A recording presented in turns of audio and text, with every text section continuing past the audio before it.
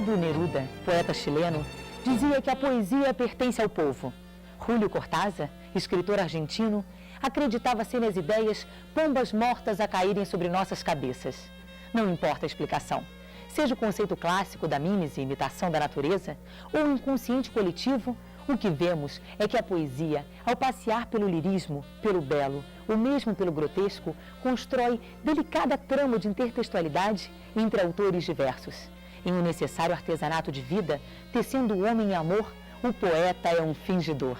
O projeto Poesia Total junta 4 principais autores a outros textos incidentais. Nesta primeira edição, revisitamos a obra de Manuel de Barros, autor de mais de 20 livros publicados que abarcam vários prêmios, reflexos de uma obra reconhecida nacional e internacionalmente. Com vocês, a urbanidade e o lirismo na produção poética de Manuel de Barros e em poemas extraídos dos livros Poesias, datado da década de 50, e Tratado Geral das Grandezas do Ínfimo, de 2001.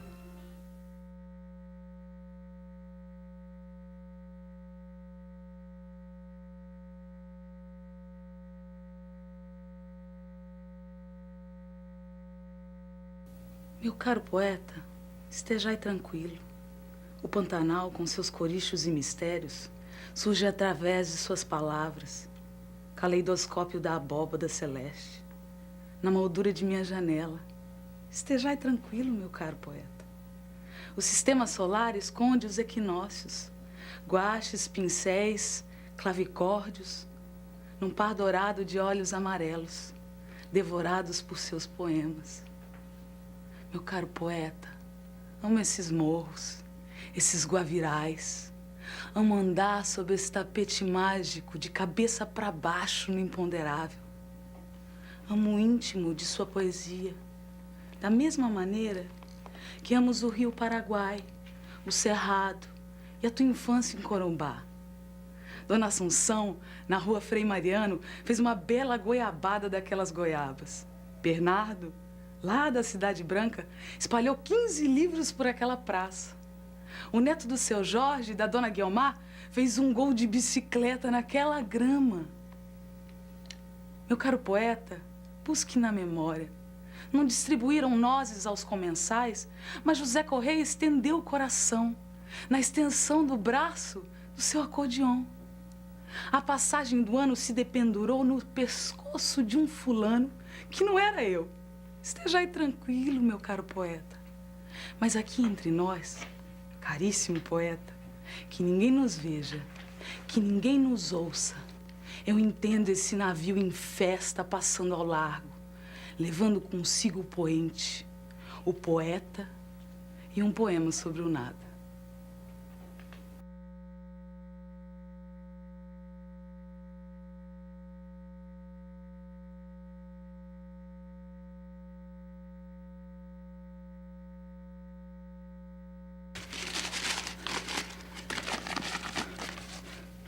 Havia um muro alto entre nossas casas.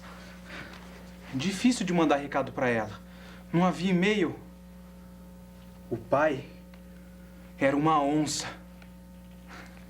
A gente amarrava o bilhete numa pedra presa por um cordão e pinchava a pedra no quintal da casa dela. Se a namorada respondesse pela mesma pedra, era uma glória. Mas por vezes, o bilhete enganchava nos galhos da goiabeira. Então era agonia. No tempo do onça era assim.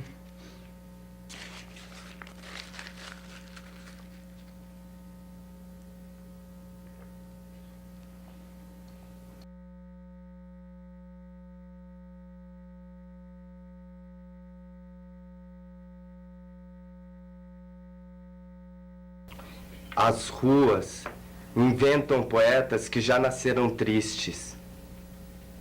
As ruas descobrem esses cachorros gentis, puxando suas donas para debaixo dos postes. De modo geral, os cachorros são bonitinhos e as donas não correspondem, o que é uma pena.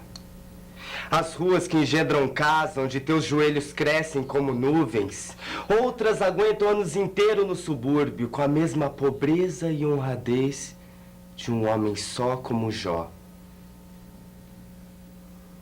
Até que um dia chega um seresteiro, Desonra uma colegial no terreno baldio e ela é encontrada no capim de porco, cheio de formiga nos olhos vidrados. A rua pega a fama e deita na cama. Essas doces ruínas mortas ou alamedas, esquecidas em sua tranquilidade de coisas anônimas. Cuidado com elas. São infestadas de lobos solitários.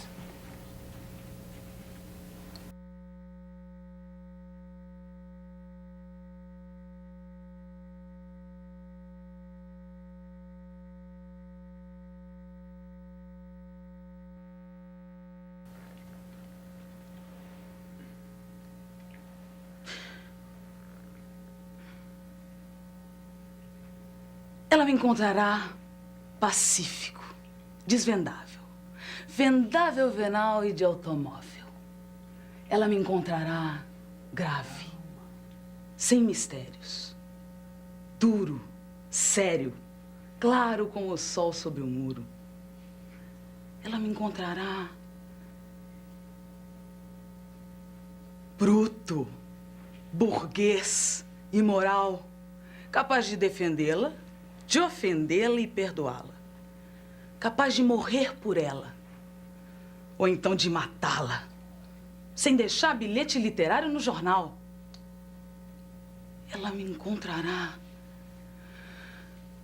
sadio, apolítico, anti-apocalíptico, anticristão e talvez campeão de xadrez. Ela me encontrará forte, primitivo, animal, como planta, cavalo, como água mineral.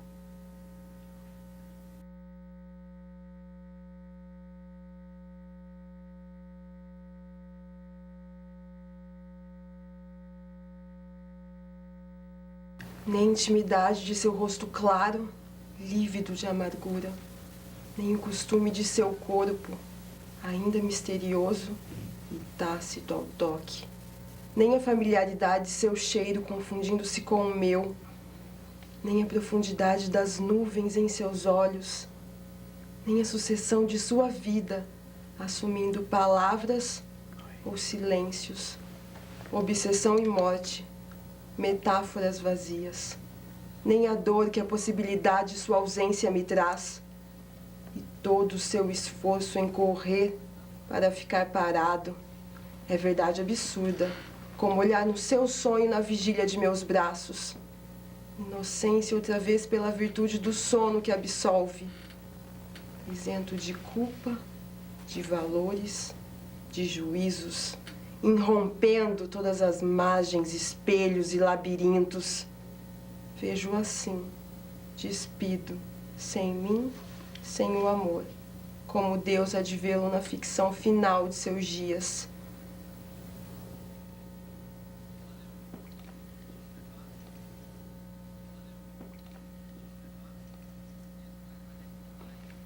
Nem a intimidade do seu rosto claro, lívido de amargura, nem o costume do seu corpo ainda misterioso e tácito ao toque, nem a familiaridade do seu cheiro, confundindo-se com o meu, nem a profundidade das nuvens em seus olhos, nem a sucessão de sua vida assumindo palavras ou silêncios, obsessão e morte, metáforas vazias, nem a dor que a possibilidade da tua ausência me traz, e todo o seu esforço em correr para ficar parado é verdade absurda. Como olhar seu sonho na vigília de meus braços. Inocência outra vez pela virtude do sono que absolve. Isento de culpa, de valores, de juízos. Irrompendo todas as margens, espelhos, labirintos. Vejo assim despido. Sem mim, sem o amor, como Deus há de vê-lo na ficção final de seus dias.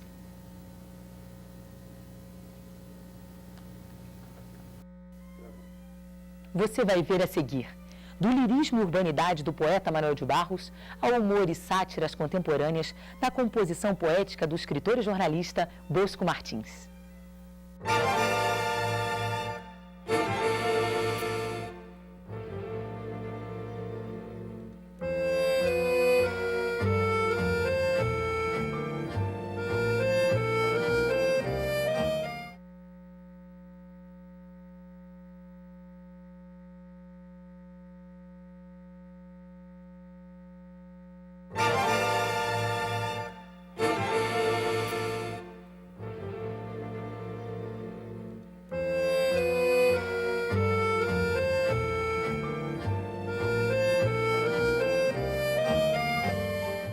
Denso universo literário, o poeta Bosco Martins tenciona concentrar em versos e estrofes mais sangue do que tinta, em proposições que permeiam sua tríade anárquica, o lirismo, a metafísica e a filosofia.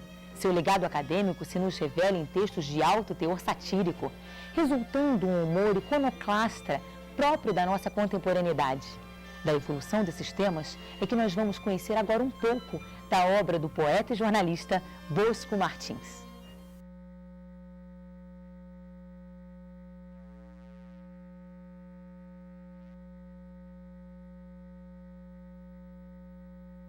McLuhan Bonifácio dos Santos, residente no laboratório denominado Beco da Meia, sem número, próximo ao bairro Marieta Brochado.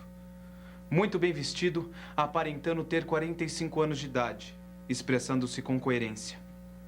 Foi levado exatamente às 5 horas da tarde do dia 9 de março do corrente à presença do plantão Adolf Hitler Pau de Arara de Oliveira Mendes, que o interpelou. Qual foi o crime? McLuhan, sem perder a cabeça, respondeu. Eu sou a vítima, doutor delegado. Sim, mas vítima de quem? De minha mãe. Certo, mas seja claro, que espécie de crime ela cometeu contra você? O homem desabotoou o paletó e retirou do bolso um envelope amarelo que passou às mãos do delegado dizendo. Aí estão as provas, doutor. O delegado puxou os óculos da casaca e colocou-os na ponta do nariz. Mas antes de examinar o conteúdo do envelope, amassou as palmas da mão no vidro da mesa e explicou com um tom meio nervoso na voz. Eu lhe fiz uma pergunta, moço. Saiba que daqui ninguém sai sem explicar tudo direitinho, tá ouvindo? Mas aí estão as radiografias, doutor. Tentou esclarecer o homem. O delegado Adolf Hitler Pau de Arara de Oliveira Mendes retirou os óculos com a mão esquerda e subitamente esmurrou a mesa, levantando-se com o indicador em riste. Você vai ou não vai falar, seu filho da puta? McLuhan Bonifácio dos Santos, num ímpeto de euforia para espanto do delegado, pulou à sua frente e gritou festivo. Gol! Gol do Corinthians! Gol do Corinthians, doutor! O delegado injetou sangue nos olhos. As veias do pescoço se estufaram. E uma saliva grossa acompanhou as palavras da severa autoridade, quando ele ordenou. Guardas, prendam este louco! McLuhan Bonifácio dos Santos, roupa estraçalhada e ainda com um sapato no pé. Os joelhos doendo e vários hematomas no rosto. Foi atirado às celas 4. Exatamente 10 minutos após a conversa com o doutor Adolf Hitler Pau de Arara de Oliveira Mendes.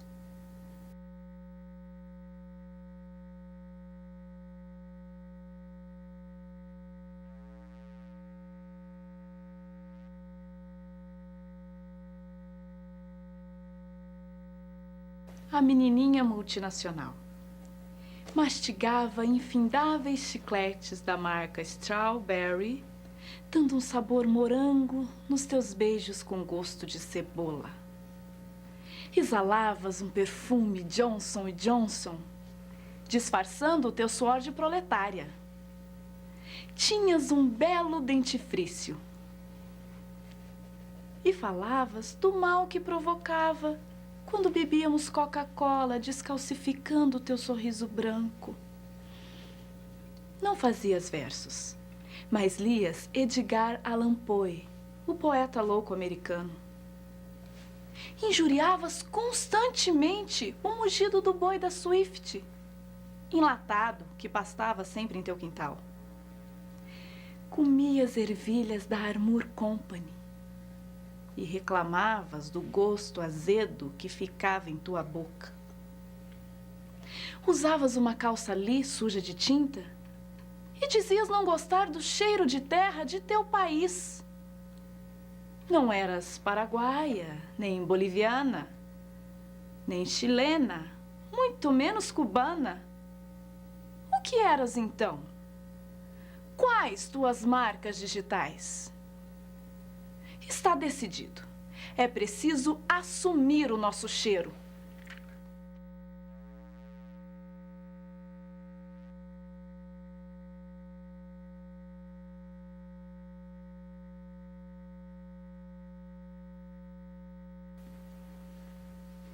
Duas horas da madrugada, vinha Jesus pela calçada, calado, sem dizer nada. Eis que surge a tez morena, a eterna Madalena, que lhe diz: Jesus, ainda é tão cedo, vamos tomar uma pinga no bar do Alfredo? E Jesus, já meio alcoolizado, um olho aberto, outro fechado, diz: por que não? O sol ainda está por nascer. Sua presença me causa tanto prazer. Entraram numa boate. Ela dançou machixe, a boneca de piche. Ele dançou mambo, com seus lentos e flexíveis passos de orangotango. Perguntaram: quem são? Ela: Madalena, modista, ateliê no shopping. Ele: Jesus de Souza Batista, cirurgião dentista, amigo do meu amigo Fabrício.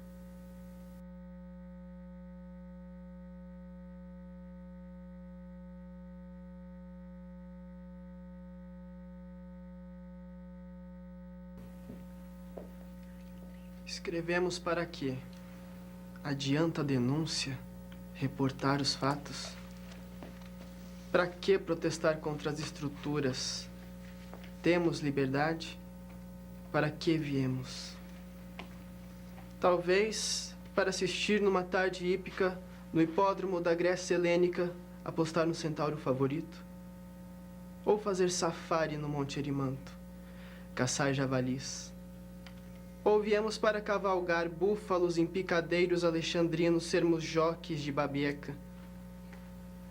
Não estaríamos apenas para fazer um curso de nutrição animal, para o rocinho do Dom Quixote ficar mais vigoroso? Parece até que sou zootecnista, como falo de cavalos. O Clube dos 15 da Talidomida vai mesmo promover eleição para a nova diretoria? Então vamos nos engajar na campanha do amigo Muletinha que trabalha nas ruas esmolando. O professor Pasteur vai mesmo promover um concurso para auxiliar de laboratório? Ah, se não for de jornalismo, então devemos prestar, pois deve ser imparcial.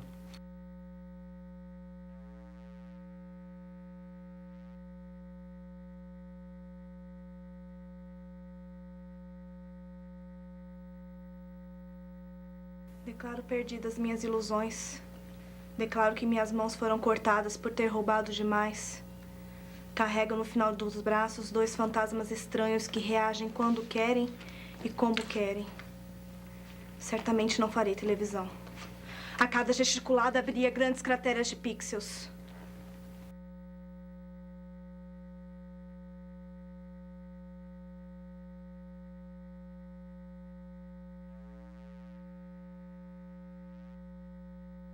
Mil canhões apontavam para ele, 1000 setas na direção do seu peito. Ainda assim, ele impávido, correto, não arredou 1 milímetro da escotilha. Podiam gritar um sem número de esculhambos e não fariam senão ecoar ao longe. Tantas ideias e receios em suas mentes, mas na dele só haviam 2 amores. Aquele sim que o chamava para casa, acenando com o calor de um banho quente.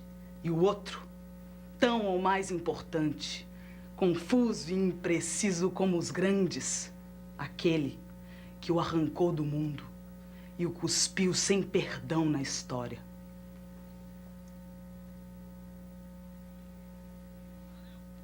Veja na sequência da contemporaneidade de Bosco Martins a mistura do português, espanhol e guarani, rumo à criação de uma terceira linguagem, na formação mítica do homem fronteiriço, seguindo da trilha do Portunhol Selvagem de Douglas Diegues.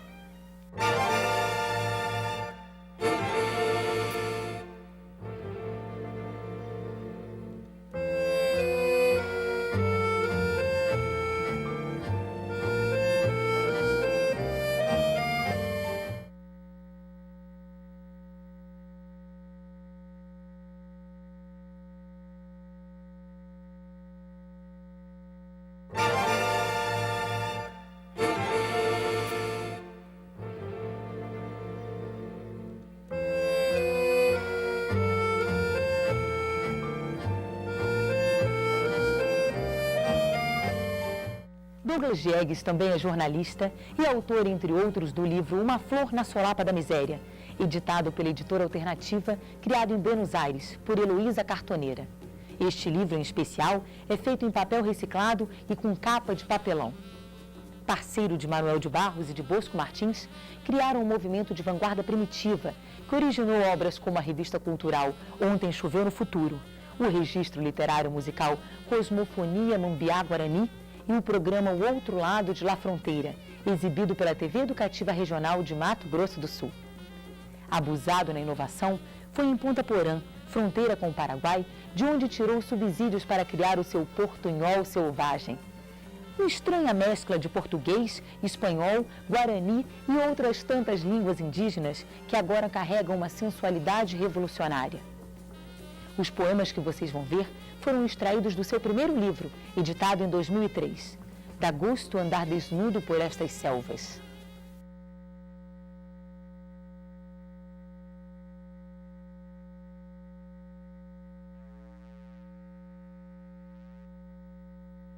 Queria metralhar ratatatá certas músicas, e para isso emprestaria los rifles, las pistolas e la metranca de Luis Buñuel.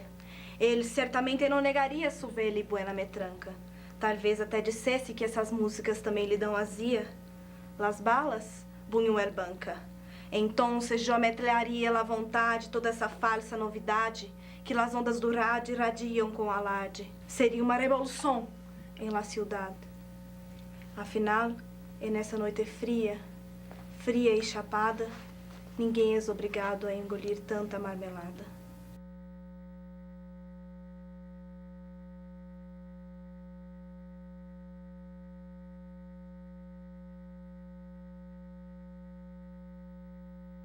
Você guarda sua dor em el fundo de la entranha. Não fica fazendo manha. Aguenta firme todo esse horror. Você não finge a dor que sente. Real demais, parece ficção. A dor que duele sem dolor no coração, nem você, nem ninguém entende. Você sofre calado, a dor que não entende. Transforma isso em pobres rimas, em mel, em ojos bem abertos, em endorfina. A dor quase não se sente. Entre o futuro e todo o mais que embolorou, você esconde legal o seu dolor.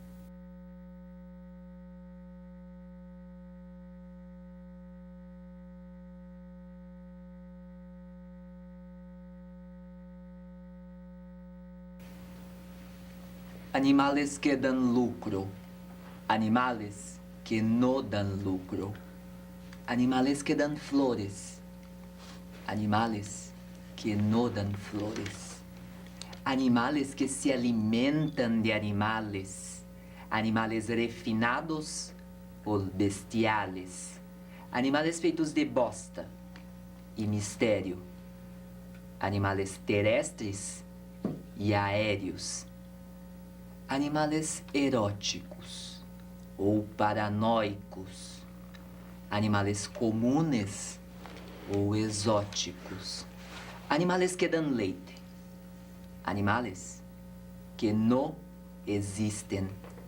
Parece até uma peça del Gran Ionesco. Animales, para animal, ninguno botar defeito.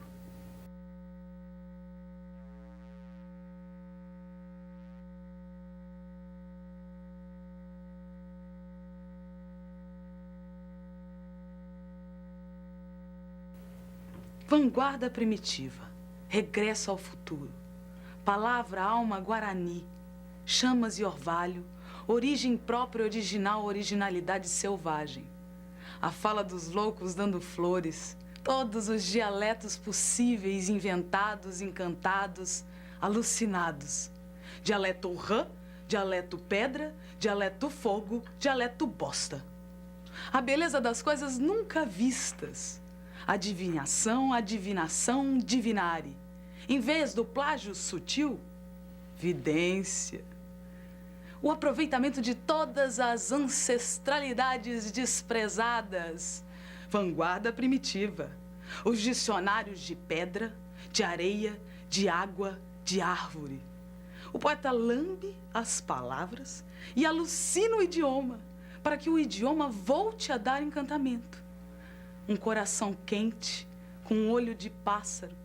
Você pode ver o mundo de modo diferente. Vanguarda primitiva. Amor sem data de vencimento. Invenção em vez de cópia. Bárbara e nossa, como queriam Rimbaud, Baudelaire, Oswald. Agora, o andarilho lambe as palavras até que elas produzam uma alucinação que renova sentidos do mundo no coração. 2, 3 câmeras na mão e 1000 ideias fervendo na cabeça, nas veias, nos testículos, no corpo todo. Depois de lamber as palavras, o andarilho caminha alucinado. Atravessa Pária, Rio de Janeiro, Europas, Nova York e reaparece, por encantamento, na beira do Rio Paraguai ou na remota província de Campo Grande, capital do Mato Grosso do Sul, ao mesmo tempo. Vanguarda primitiva. O português mágico manuelês arcaico, a imagem das máfias das academias, de letras e de outras máfias letradas. Luz, câmera, poesia em ação. Nas margens do mundo onde o céu se confunde com as águas. O olhar de um pássaro é uma lente de Panavision. Sem Hollywood Money nos bolsos, o poeta lambe as palavras e o idioma se alucina para sempre. Uma luz torta, uma luz rupestre, uma luz vegetal, uma luz de vanguarda primitiva, uma luz diferente, uma luz que não se pode comprar nas lojas da capital. Agora, um andarilho pode ser 8 andarilhos. Aiores, guaranis, terenas, bororo, chavantes, quiniquinal, guatós. O amor, os paradoxos encantatórios, o voo da palavra, o canto do peixe, o perfume do mistério. Vanguarda primitiva. Um mergulho no desconhecido das diferenças. No mistério da luz do Pantanal.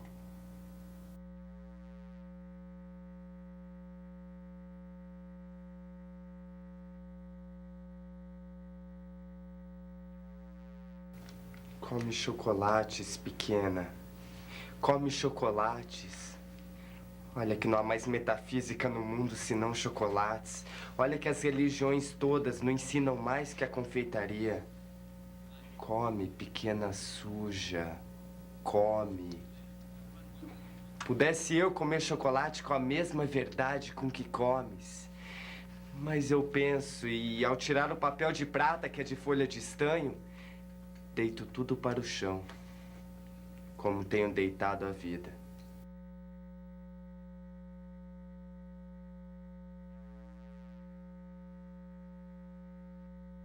Beija minha boca, pequeno. Beija minha boca. Porque não há metafísica maior no mundo senão teu corpo sobre o meu. Beija minha boca, pequeno. Morde a minha língua, pequeno sujo. Queria eu também beijar com a mesma verdade com que beijas. Mas quando bebo em tua boca, embriagada de teu mel, que é de fel, deito meu corpo sobre o teu, como se estivesse deitando com a vida.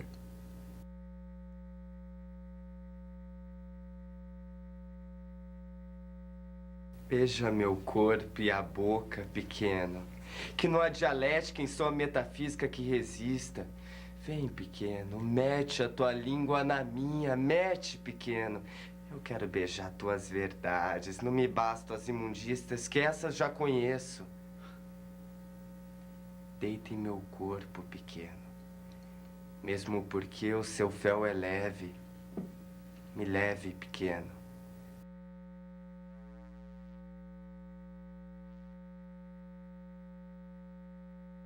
Chega de beijos, pequeno. Não adianta esconder tuas sujeiras. Teu cheiro de estrume e leite, mel e fel. Não adianta, não há teorias, não sobrou nenhuma retórica. A língua? Já sei. Tuas verdades são minhas. Tuas mentiras as uso para deitar e acordar no meio da noite.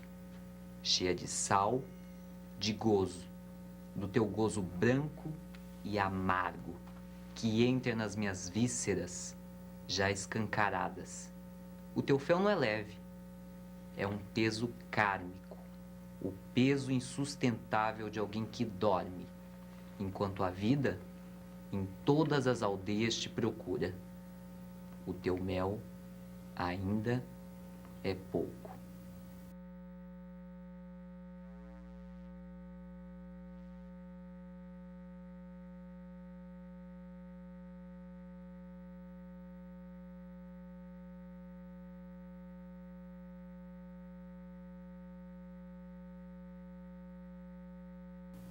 A noite está bêbada e as estrelas comem CO2. Estou sentada em minhas pernas, comendo minhas dúvidas, juntando os meus ossos, estragando cortinas, tragando.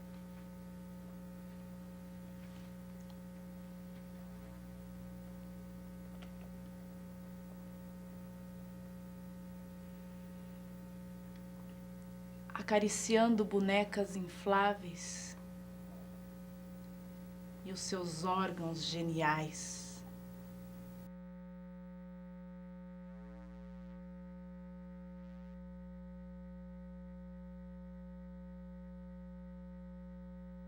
Palavra venérea.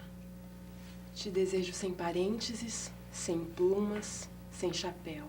Te desejo de ré, de 4, sem vírgula para nos separar.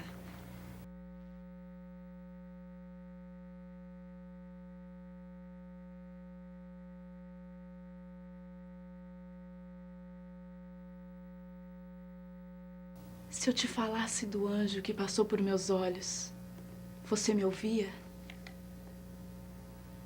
E se eu te contasse a história do menino da cidade que quis viver com os bichos? Você sonhava?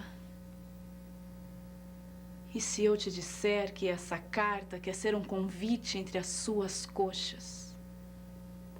Você deixava? E se eu me lançasse em teus braços e te mordesse o pescoço? Você me beija? A seguir, do portunhol selvagem de Douglas Diegues para a religiosidade poética, engendrando um catolicismo festeiro e pagão na obra de Raquel Naveira.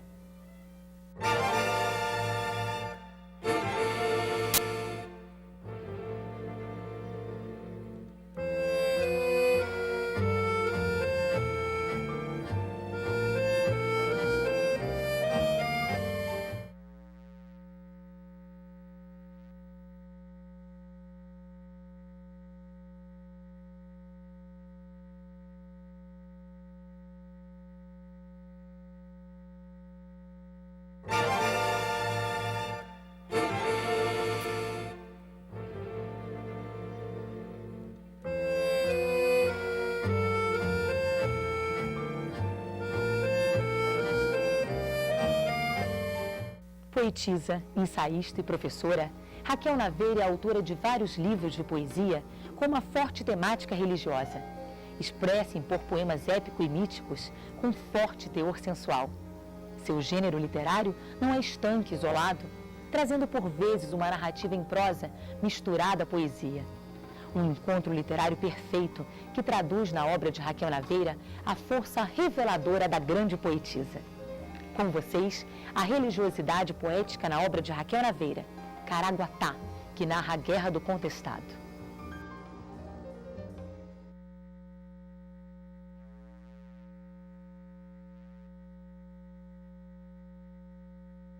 Creio, sim, senhor, em bruxas que há muitas espalhadas nesse sertão, cozinhando ervas em caldeirão, falando em noite de lua com a mula sem cabeça. Creio, sim, senhor, em bruxas que há muitas espalhadas nesse sertão, cozinhando ervas em caldeirão, falando em noite de lua com a mula sem cabeça. Creio, sim, senhor, que é preciso colocar uma chave sobre a barriga do defunto, cumprimentar a aroeira florida, fugir de gato preto e nunca matar bugio. Creio, sim, senhor, que é preciso colocar uma chave sobre a barriga do defunto, cumprimentar a aroeira florida, fugir de gato preto e nunca matar bugio. Creio, sim, senhor, que perdi meu filho porque Deus quis, até deixei minha barba crescer, não corto mais, não tiro luto. Creio, sim, senhor, que perdi meu filho porque Deus quis, até deixei minha barba crescer, não corto mais, não tiro luto. Creio, sim, senhor, que meu anjo da guarda é forte, os avós de São Pedro em relâmpago e trovoada. Creio, sim, senhor, que meu anjo da guarda é forte, os avós de São Pedro em relâmpago e trovoada. Creio, sim, senhor, em Tutu Marambá, não me conformo com o que fizeram com Jesus Cristinho, nem com Dom Pedro II, que também era rei. Creio, sim, senhor, em Tutu Marambá, não me conformo com o que fizeram com Jesus Cristinho, nem com Dom Pedro II, que também era rei. Creio, sim, senhor, que Carlos Magno foi grande cavaleiro como São Jorge, como os 12 padres de França, 12 como os apóstolos. Creio, sim, senhor, que Carlos Magno foi grande cavaleiro como São Jorge, como os 12 padres de França, 12 como os apóstolos. Creio, sim, senhor, e o senhor Frei Rogério, até parece que o senhor não crê.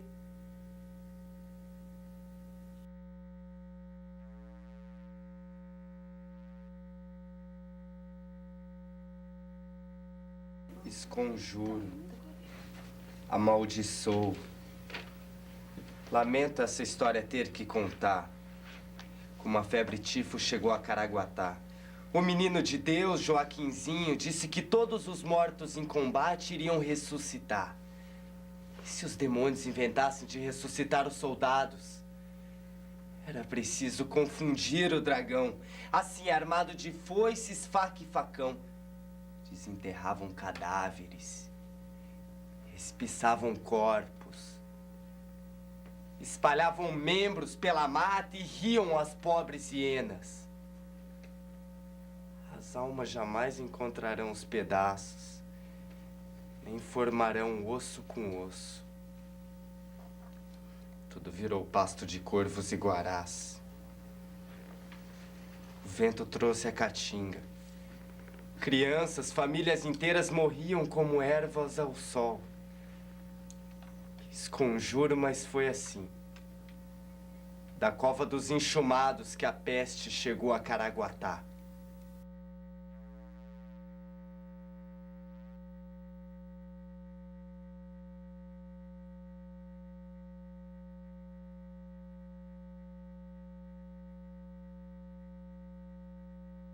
O homem borboleta não dorme. Da menor chance se divide. Sofre e reconhece sua dor. Depois ganha e se multiplica. E se multiplica. Renasce.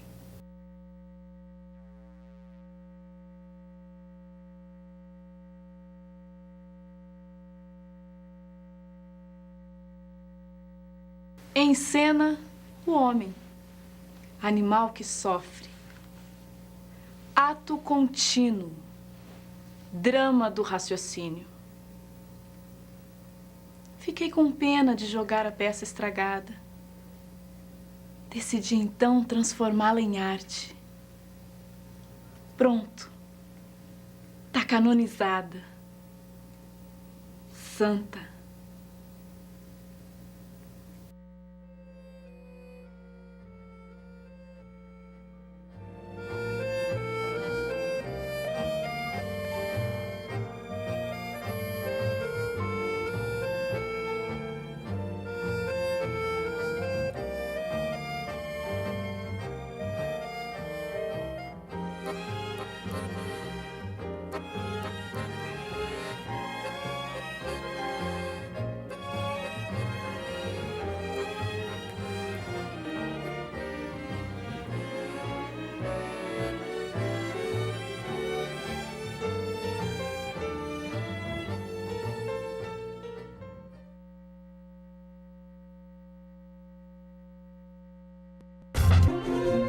Intercultura pega bem.